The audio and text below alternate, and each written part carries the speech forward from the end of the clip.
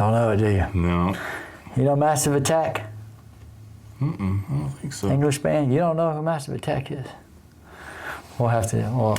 Is that the band with they've got the album cover, it's like a beetle on the front of it? Maybe. This song's called Teardrop. I think that's the same band. I'll have to play it. They're huge. They're huge. Okay. Humongous. Yeah, I think that's who that is. They got it may not be a beetle, but it looks like a beetle.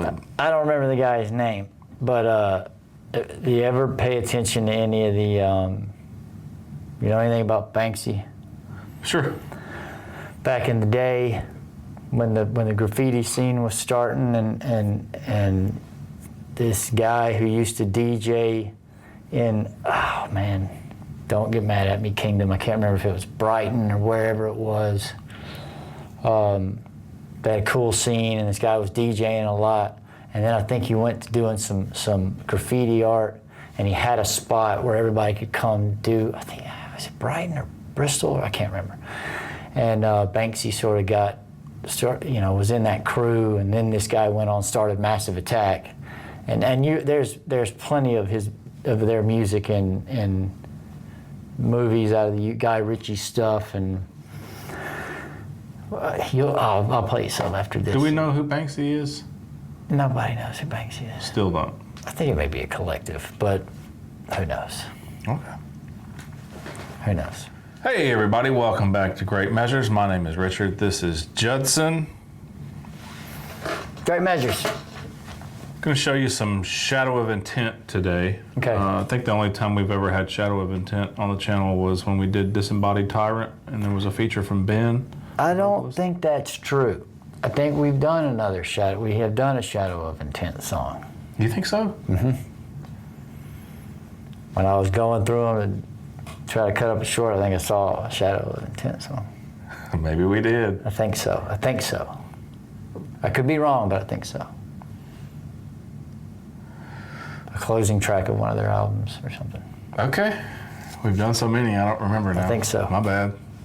I think. I apologize. We'll see, but I think so. But it doesn't matter.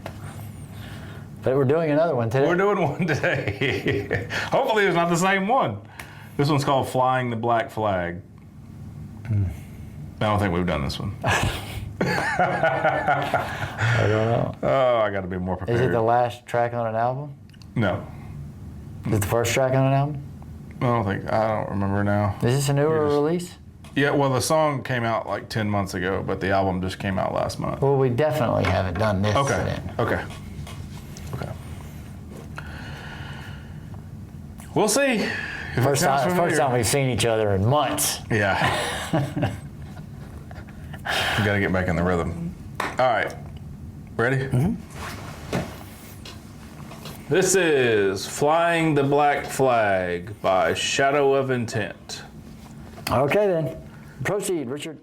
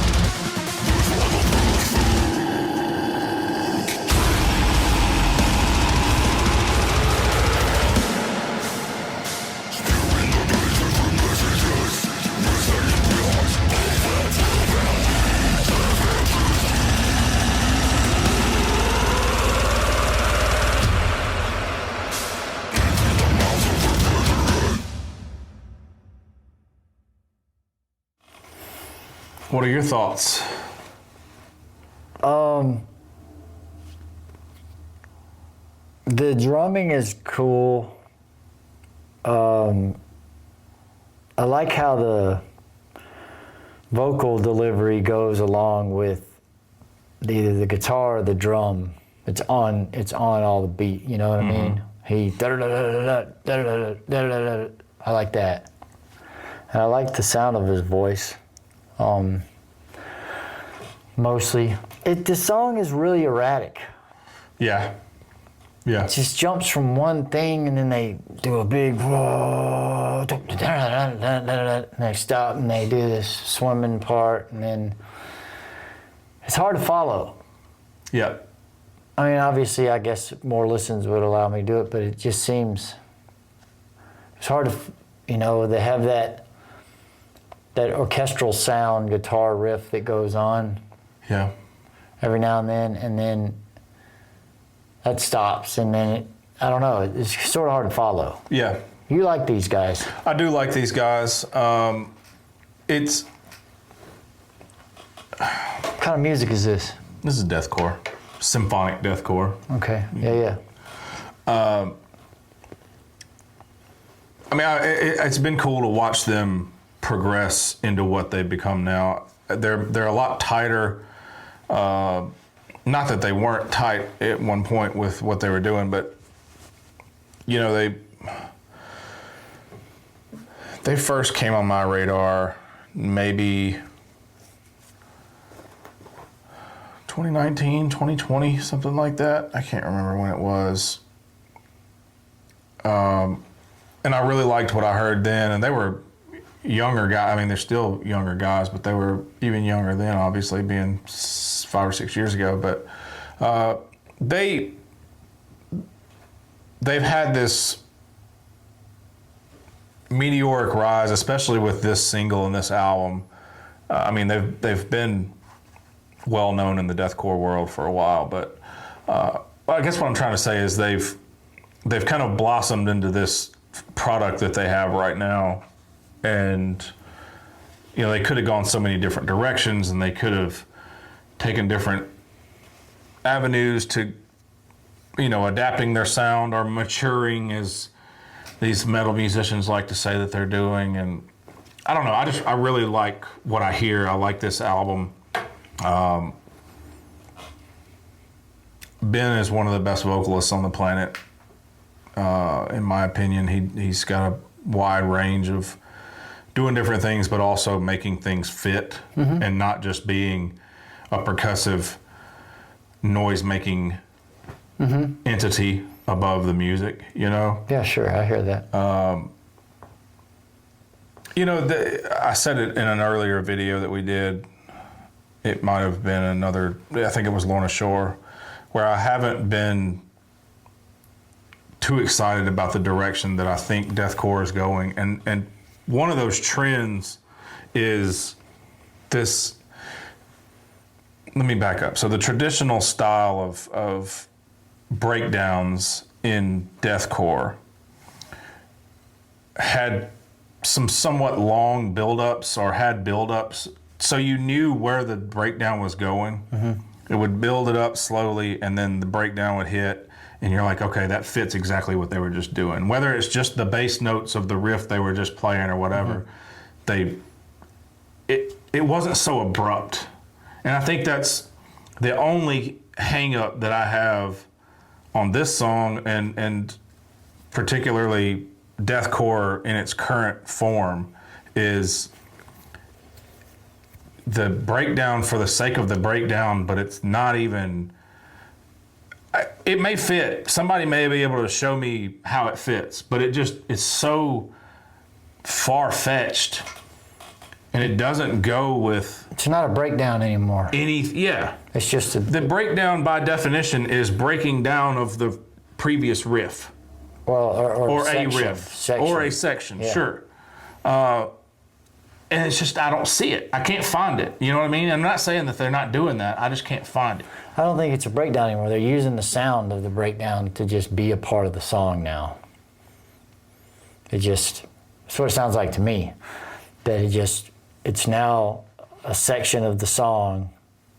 There's not just a breakdown section anymore. They're using the sound of what they do in the breakdown, and they're putting it in the song over and over and over in different spots. So it becomes part of the formula of the song. It's no longer a breakdown. I don't understand how it's a part of the formula is what I'm saying. Like, because it doesn't, I mean, I know what you mean on a broader base of the formula, and the formula itself being how the song is made up, but it just doesn't. Well, I don't know. Not even really how the song is made up. If I have a bridge in a song, the bridge denotes that I do it one time. I have a verse, chorus. I do a bridge, which is different than the rest of the song, right? And it goes back into the chorus, or it goes back into the third verse in the chorus, or whatever. But the bridge generally denotes there's one section of the song that is like that. It's the bridge. The breakdown to me, and I don't know anything, but the breakdown to me sounds like there's a section of the song where they break down, they do the breakdown, they break it apart. They break apart what they've done up until this point, the majority of the song, and they bow. Yeah. Now they've just taken what that bow part is, however they choose to break it down, and they've inserted it in places of the song now over and over and over and over. So it's not a breakdown anymore. It's become a form. It's become. It'd be like if I took the bridge, and I did that chord progression in some of those lyrics before the chorus every time. Now it's not a bridge anymore. Now it's a part. It's the pre-chorus, or it's what it sounds like they're doing. They're just taking those. But then, it just felt like you're jumping off a cliff all the time in this song. I was having trouble figuring out where I was in it, which is good. You know, there's nothing wrong with it keeping you on your toes, but I couldn't chew on the part before long enough to figure out where I was there and then when I get to the next part, and I was recognizing guitar riffs throughout. They do in the beginning, and then he picks it up again. But I couldn't even. It's hard for me to even do that to put a tack in a spot and pull the yarn over here. I'd look crazy trying to do it. I'd look like Charlie on Always Sunny in Philadelphia, being crazy in the mailroom trying to attach conspiracy theories. But I'm with you on the fact that they sound really together. Yeah, they're really tight, and just because there's a lot of creativity in the song and a lot of spontaneity in the song, but there's almost too much spontaneity for me to grab a hold of anything. Sure. Just especially on the first listen. Sure. It's one of those songs where, if you listen to it 10 times in a row, I'll get it probably. You'll get it, but on the first listen, it's very abrupt and very sudden with some of those changes. Yeah. And again, I really like how he uses his vocal offering. I thought that was really cool. And I do like the space stuff. The drummer's cool because he'd do a lot with the double bass, and he would just ding, and he wasn't doing a lot here at times. He would just, they have some cool space areas, it seems like, where people would let up, and then it would just be him on the vocal for a second, and they bust into something, but the drummer would chill, and then he did a couple things where he just went ding. Yeah. But it's impressive. Yeah, for sure. But it was hard for me to get, once I got in a groove for a second, they jumped on me. Sure. So they jumped on me somewhere else. And the lyrics are just about death. Just execution and death. Deathcore. Seems par for the course. A lot of words. There's a lot going on. It's just impressive to me that people write songs like this, and then that's song 3 in the set, and then the next song, same kind of deal, and there all these words and all these different parts, and it just seems like a lot at times. And yeah, I don't know if my brain has the capacity to be able to know all the lyrics to all the songs. You mean if you're in the band? Yeah. Practice, man. Sure, but God, it would be a lot of practice. Yeah, I mean, there's been times when I played in bands before when I had new songs, and now I was on drugs at the time, but where I'll never forget playing a song. We're playing the new stuff, and we played this first part of this new song, and I wrote these now. Mm-hmm. And then at a little break to go into another part, I jumped and started playing another part of another new song, and they're looking at me going, what is going on? I was faced, dude. It was a New Year's Eve. And it went beat-wise together with it, but I don't even think the crowd knew what was going on. I didn't at first. Yeah. Until my brother was like, that's the wrong song, and we went back into the deal. But I think with songs like this, I would probably do that. Yeah. When you stop, go, I'd go, and then probably start playing another song accidentally. Yeah. You know, because when you do so many little things, again, there may be a thesis statement that runs through musically that I'm just not getting upon first listen. But, you know, that's okay. I would have to listen. I'd have to listen to it again. Sure. Anything else? No. Thanks for watching, everybody. Oh, yeah. Oh. Your mom. We are Great Measures. My name is Richard. This is Judson. Great Measures. That was Flying the Black Flag by Shadow of Intent. I've already done it. I said Great Measures. I know, I just wanted to say, for some reason when I say Flying the Black Flag, it almost comes out Flying the Black Flag of Intent. Oh, no, that'll work. So you stopped yourself? Yeah. Have a wonderful day, everybody.